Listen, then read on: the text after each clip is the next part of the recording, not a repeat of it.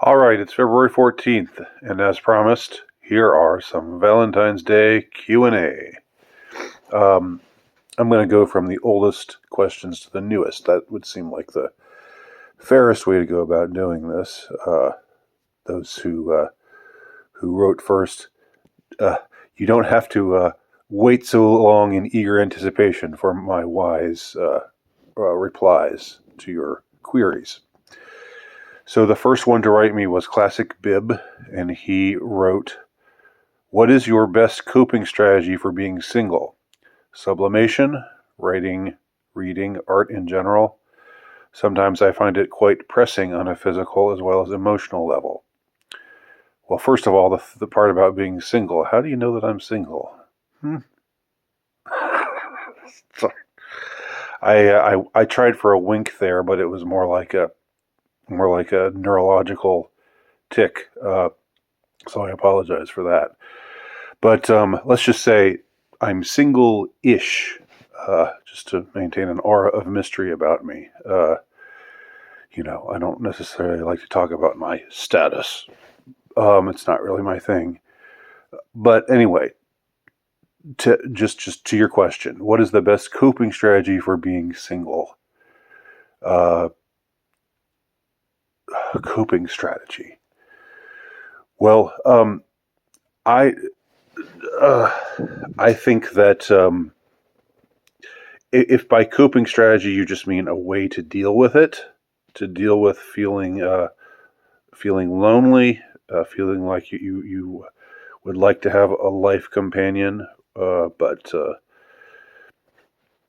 it's not happening right now. So you're sad about that. You're lonely, and so forth. I somewhat take issue with characterizing reading, writing, art in general as sublimation, because that seems like it's dismissing it in some way as you know. I happen to think that if I thought that writing was just a coping strategy or just a way to sublimate or my repressed whatever, then I wouldn't engage in it. Um, I don't find it. I don't find that to be the uh, the the correct way to look at these things. Um, but putting that aside, maybe you didn't mean anything in particular by your use of that word sublimation. It just kind of rubs me the wrong way. But if you are single and you don't want to be single, uh, I think what you have to do, what is important to do, it is incumbent upon you to do, is to not act desperate. Um, and this isn't just because, oh well, chicks can smell desperation on you, and they'll definitely stay away if you're acting desperate. It's not like a means to an end. It's like it's an end in itself. You have to. It's a question of human dignity to me, anyway. This is how I approach these things. This is my whole philosophy on all of these things, which you can read about in my world-renowned trilogy, Ruminations of a Low-Status Male, as well as A Final Solution to the Incel Problem. Um, to me, uh, I'm not black-pilled. I'm not telling you it's over. I'm not telling you, uh, you know, you're 5'7" and ugly, so forget about it, or anything like that. I find all of that rather appalling, actually. That entire perspective. Not that you feel the way that you feel. So if you're feeling down and if you're in despair, then that's sad. But it's the way that you feel at the moment. But it seems like the black pill people try to make everybody feel the despair that they're feeling, whether it's about sex, romance, relationships, or world politics or whatever. But anyway, I think you have to, number one, acknowledge to yourself, yes, I'm sad, yes, I might be desperate, and so forth. But number two, you have to work on not acting like you're desperate. And it's okay if it's if it's an act, if it's all an act at first. The saying, "Fake it till you make it." This is what I would advise. What I would not advise is to be led around by your feeling of desperation, or how you say you feel it quite pressing. Um, you know, so maybe desperation is overstating it, but I understand the feeling of desperation due to loneliness, due to isolation, due to alienation. Um, you have to say, yes, I'm feeling this way, but no, I'm not going to act this way. I'm going to carry myself with dignity.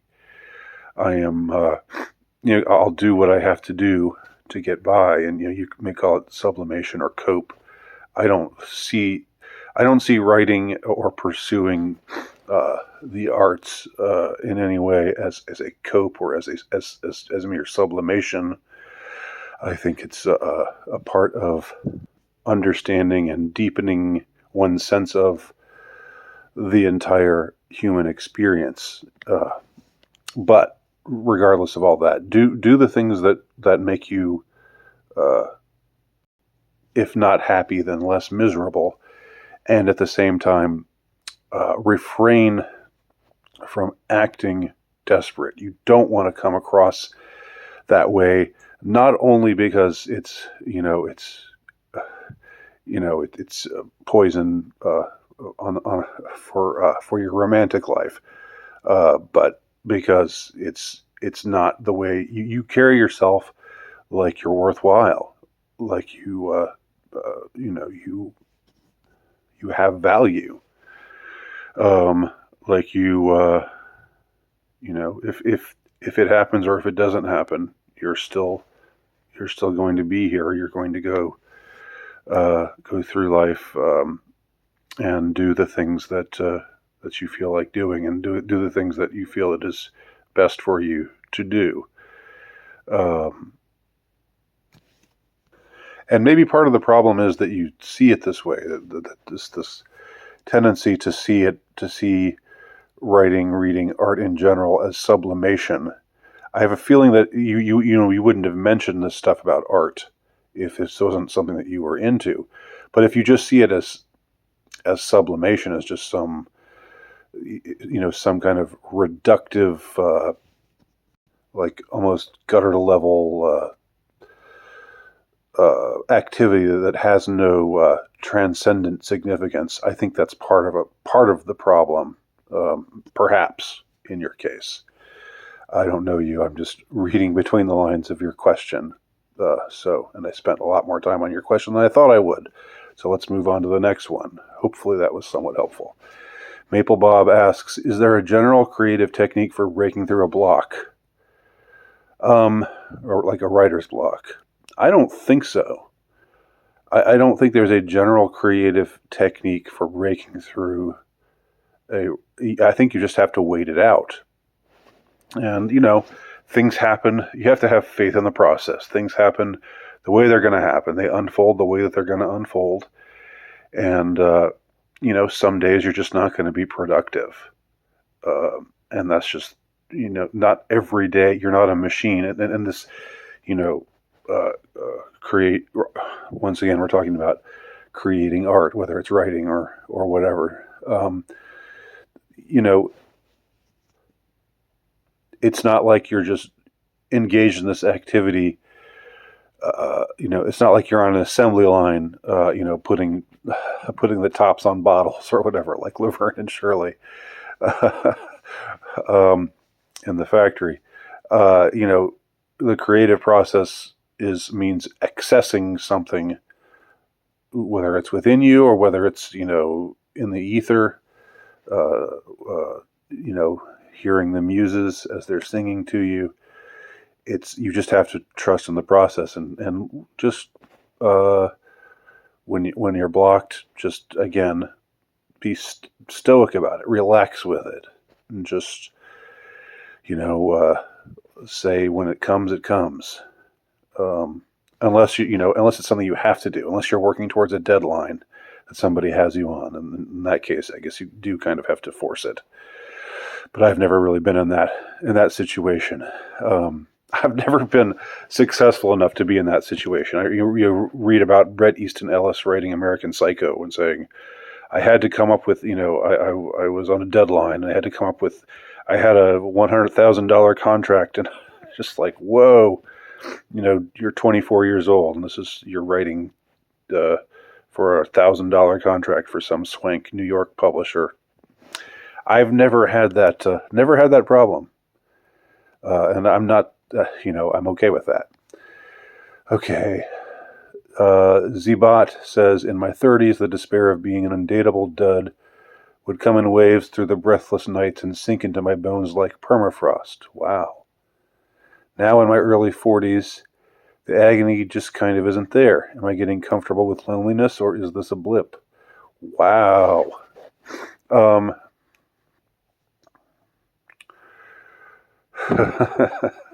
First of all, very well put. I'm impressed with your. You got away with words there, son. I